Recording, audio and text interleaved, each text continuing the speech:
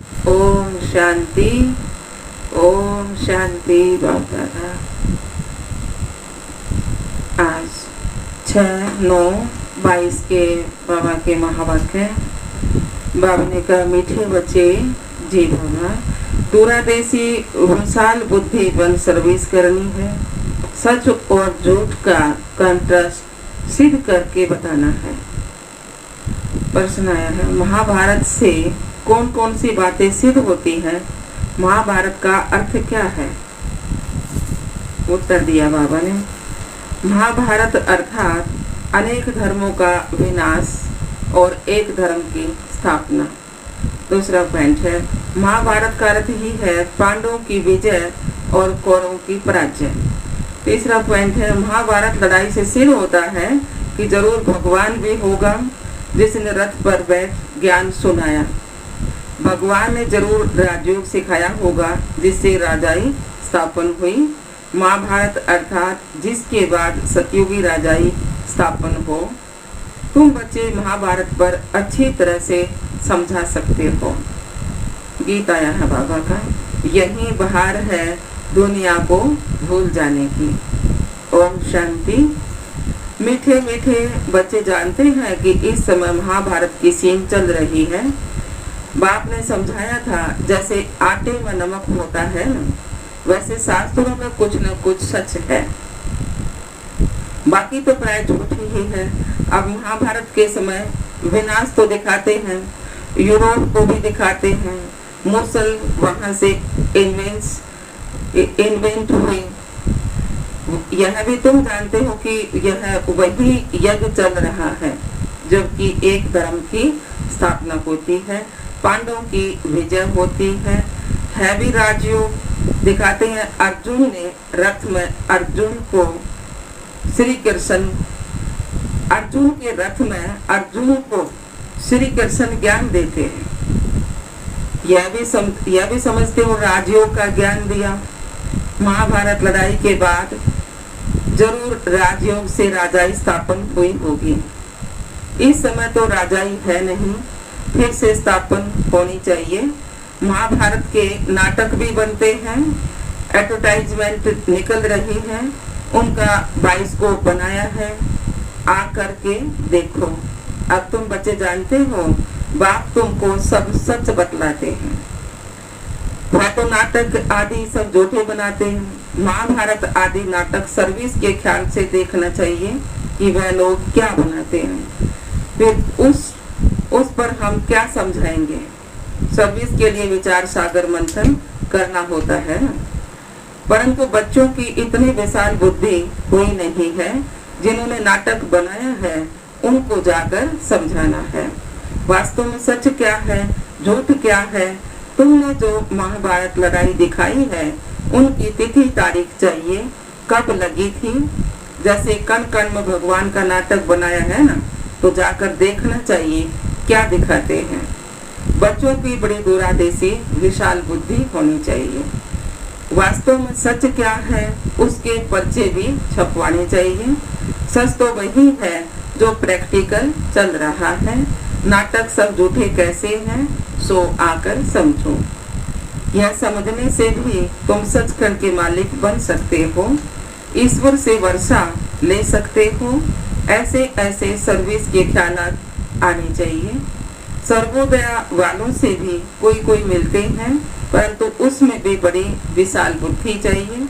उनको समझाना चाहिए, सर्व माना सारी सृष्टि पर दया करना। सो तो बिल्कुल एक ही बाप है, सब पर दया करने वाला, वही सर्व पर दया करते हैं। आज से 5000 वर्ष पहले भारत स्वर्ग था, सर्व सुख थे। अब कलयुग के अंत में इतने दुख हैं, भ्रष्टाचार है, सारी दुनिया पर तो दया एक बेहद का बाप ही करते हैं। जरूर मैं जानता हूँ तब तो बतलाता हूँ ना। सर्वोदया इसमें सारी दुनिया की बात है। अब भगवान कैसे सर्व पर दया करते हैं, सो यहाँ आकर समझो। अब कलयुग का अंत है, महाभारत लड़ाई भी है, जरूर कोई है जो पतित दुनिया को पावन बनाने वाला है। तो सर्व आत्माओं का बिल्कुल वह ठहरा ना। इसमें ज्ञान की बुद्धि बड़ी अच्छी चाहिए। बाबा के पास तो समाचार मिलते हैं कि हम सर्वोदया लीडर से मिला, परंतु मिलने वाला बड़ी विशाल बुद्धि वाला चाहिए। बाबा ने देखा कि कोई ने विशाल बुद्धि की बात नहीं की है। पहले तो उनको बताना चाहिए कि सारी दुनिया में दुख अशांति है या दुख धाम है, तो जरूर पहले सुख धाम शांति धाम था। बच्चों ने यह भी उनको बताया नहीं है। भारत की बड़ी महिमा करनी चाहिए ना। अच्छा, भारत को ऐसा बनाने वाला कौन है? तुम तो सरों पर दया नहीं कर सकते हो। वह तो एक ही ईश्वर है जिसको तुम भूले हुए हो। वह खुद अपना कार्य कर रहे हैं। हाँ, यह भी अच्छा है जो दुखियों को कुछ न कुछ देते हो। उनसे मिलना भी चाहिए एकांत में। महाभारत का जो नाटक बनाया है उस पर सच झूठ का कंट्रास्ट लिख पर्चे बनवाने चाहिए। भारत कैसे कोड़ी से हीरे जैसा बनता है, सो यहाँ आकर समझो। जब महाभारत लड़ाई हुई तब बाघ भी था जिससे वर्षा मिलता है। श्री कृष्ण को तो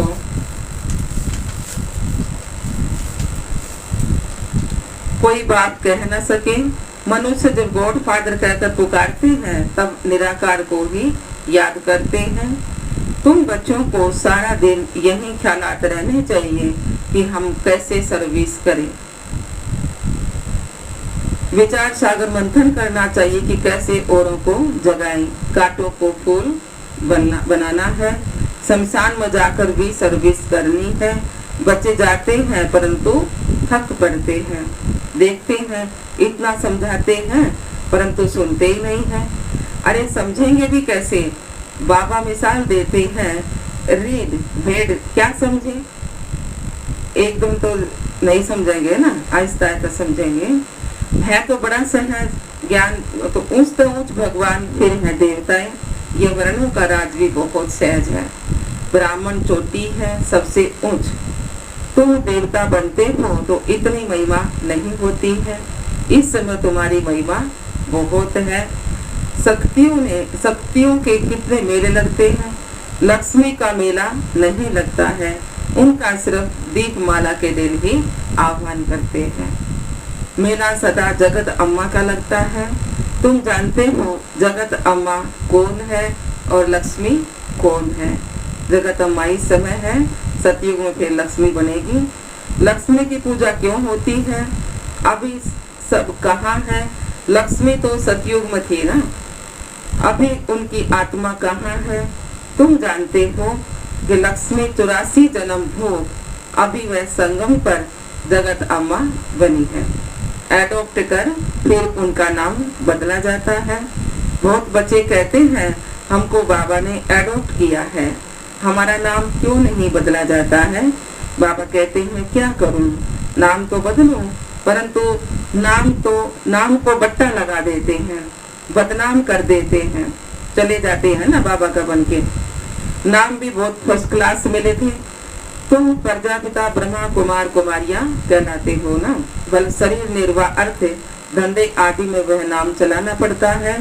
तुम तो कहेंगे हमारा तो अब यह नाम है, फिर भी एड्रेस घर की देनी होती है ना। बुद्धि में है हम ब्रह्मा कुमार कुमारी है। यहाँ बैठे हैं साथ में शिव बाबा, ब्रह्मा बाबा है। वहाँ भाग वितर संबंधियों को देखते हो तो वह नाम याद आ जाता है ना। वह नाम भी लिखना पड़ता है, नहीं तो समझ भी ना सके। तो गरज सुधार में जाने से फिर भूल जाते हैं। उसमें रहते अपने को शिववंशी निश्चय कर उस याद में रहना पड़े। मेहनत है, इसलिए बाबा लिखते हैं कि चारट रखो।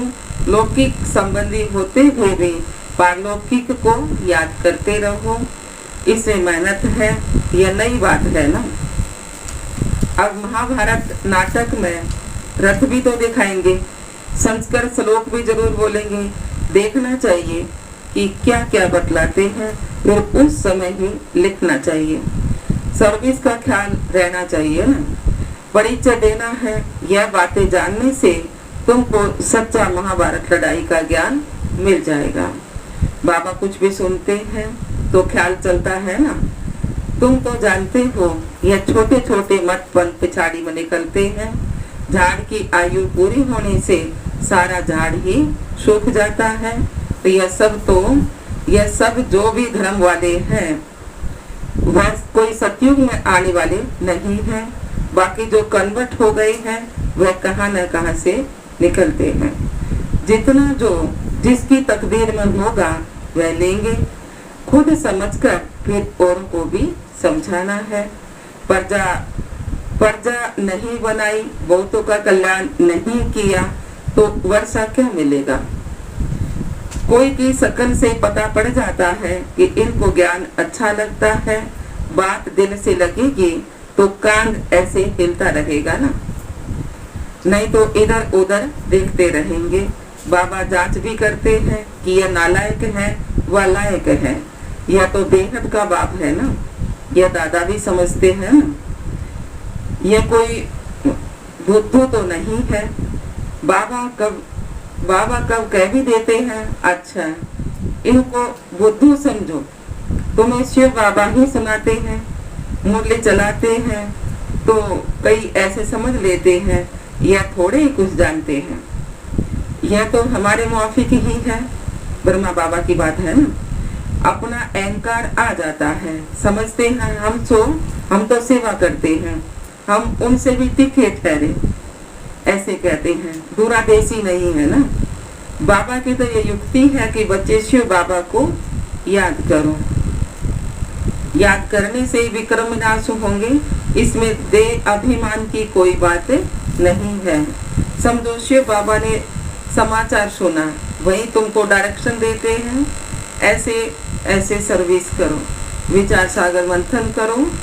सन्यासी आदि आगे चल बहुत निकलेंगे, जो समझेंगे इनको बढ़ाने वाला बेशक परम पिता परमात्मा है। श्री कृष्ण तो हो नहीं सकता, तुम सिद्ध कर देंगे, समझ सकते हैं राइट क्या है और रोंग क्या है। रोंग में कौन ले जाते हैं और राइट में कौन ले जाते हैं, यह तुम अभी समझते हो। यह कोई को पता थोड़े कि रावण राज्य द्वापर से शुरू हुआ है, जो चला आ रहा है। रावण के चित्र पर भी समझाना है, यह कब से शुरू हुआ, डेट डालनी चाहिए कि यह रावण सबसे पुराना दुश्मन है। इन पर जीत पाने से तुम जगत जीत बन सकते हो। बाप सर्विस की अनेक प्रकार की युक्तियां बताते हैं, डायरेक्शन मिलते रहते हैं। ऐसे ऐसे पर्चों में लिखकर खूब बांटो और पॉइंट्स मिलती रहेंगी तीर लगाने की। आजकल नाटक देखने तो बहुत जाते हैं।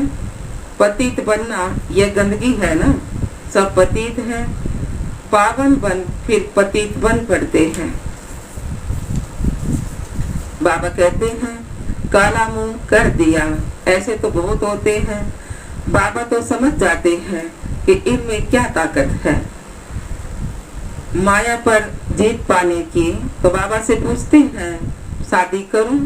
बाबा तो समझ जाते हैं कि इनकी दिल है शादी करने की, तो बाबा कहेंगे तुम मालिक हो, चाहे जैनूर में जाओ चाहे क्षीर सागर में जाओ, मंजिल बहुत बड़ी है। काम विकार कोई कम थोड़े ही है, बहुत मुश्किल है। सन्यासी तो घर बार छोड़ चले जाते हैं। तुमको गरज व्यवहार में रहते बाप से योग लगाकर पूरा वर्षा लेना है। बहुत मेहनत करनी पड़े, प्राप्ति भी बहुत है। सन्यासी पवित्र बनते हैं तो बड़े बड़े प्रेसिडेंट आदि भी जाकर उनको माथा टेकते हैं। फर्क देखो पतित और पावन का। सन्यासी पवित्र बनते हैं तो बड़े बड़े प्रेसिडेंट आदि भी उनको जाकर माथा टेकते। फर्क देखो पतित और पावन का। मेहनत से मनुष्य MP आदि बन जाते हैं, है सारा पुरुषार्थ पर बड़ा। कहते हैं ना पुरुषार्थ बड़ा या प्रारब्ध बड़ी। पुरुषार्थ ही बड़ा कहेंगे ना, प्राप्ति तो बाद में मिलेगी ना। पुरुषार्थ से ही प्रारब्ध बनती है ना। कोई फिर समझते हैं प्रारब्ध में होगा तब तो पुरुषार्थ करेंगे, ड्रामा कराएगा, ऐसे समझकर बैठ जाते हैं। पहली मुख्य बात है ही बाप का परिचय देना। जास्ती बातों में टाइम वेस्ट नहीं करना है। एक पॉइंट को समझें तो भी लिखवाना है कि बराबर यह बात समझता हूँ। बाबा को जानने सिवाय और कुछ समझेंगे नहीं। पहली बात ही यह पकड़नी है, नहीं मानते हो तो जाओ, अपना रास्ता लो।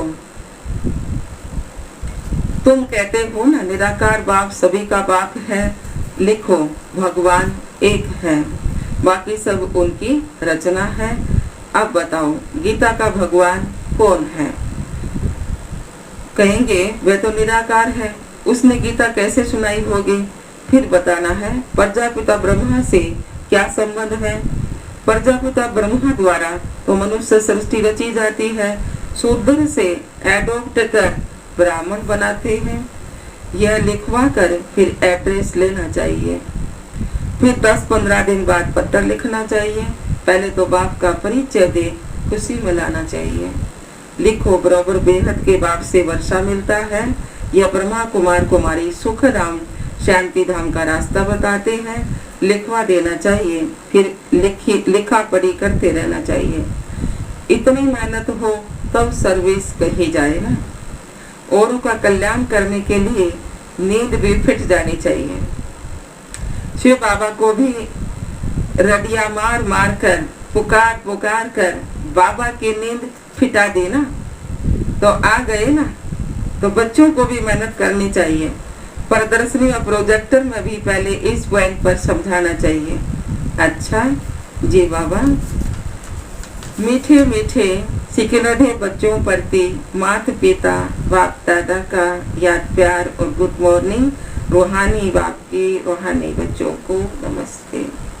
हम रूहानी बच्चों की रूहानी बाप दादा को याद प्यार गुड मॉर्निंग, नमस्ते नमस्ते नमस्ते। हम बाबा के बच्चे सदा रहें हंसते और हंसाते। शुक्रिया मीठे बाप दादा, शुक्रिया बाबा। धारणा के लिए मुख्य सार, सर्विस के लिए विचार सागर मंथन करना है, थकना नहीं है, बहुतों के कल्याण की युक्तियां रचनी है। दूसरा पॉइंट है लौकिक के बीच रहते भी पारलौकिक बाप को याद करना है। श्रेष्ठ पुरुषार्थ से अपनी प्रारब्ध उच्च बनानी है। वरदान दिया बाबा ने, एक बल एक भरोसा रख, हलचल की परिस्थिति में एक रस रहने वाले सर्व शक्ति संपन्न भव। एक बल एक भरोसा रख, हलचल की परिस्थिति में एक रस रहने वाले सर्व शक्ति संपन्न भव। सार दिया है बाबा ने। एक बल एक भरोसे में रहने वाली आत्मा सदा एक रस स्थिति में स्थित होगी। एक रस स्थिति अर्थात सदा अचल हलचल नहीं। एक बाप द्वारा सर्व शक्तियां प्राप्त कर सर्व शक्ति संपन्न रहने वाली आत्मा कैसी भी हलचल की परिस्थिति में अचल रह सकती है। एक रस स्थिति का अर्थ ही है एक द्वारा सर्व संबंध सर्व प्राप्तियों के रस का अनुभव करना। उसे और कोई भी संबंध अपनी ओर आकर्षित नहीं कर सकता। सार दोबारा से, एक बल एक भरोसे में रहने वाली आत्मा सदा एक रस स्थिति में स्थित होगी। एक रस स्थिति अर्थात सदा अचल हलचल नहीं। एक बाप द्वारा सर्व शक्तियां प्राप्त कर सर्व शक्ति संपन्न रहने वाली आत्मा कैसी भी हलचल की परिस्थिति में अचल रह सकती है। एक रस स्थिति का अर्थ ही है एक द्वारा सर्व संबंध सर्व प्राप्तियों के रस का अनुभव करना। उसे और कोई भी संबंध अपनी ओर आकर्षित नहीं कर सकते। स्लोगन दिया बाबा ने, बेहद सेवा की श्रेष्ठ वृत्ति रखना ही विश्व कल्याणकारी बनना है। बेहद सेवा की श्रेष्ठ वृत्ति रखना ही विश्व कल्याणकारी बनना है। ओम शांति, ओम शांति, ओम शांति।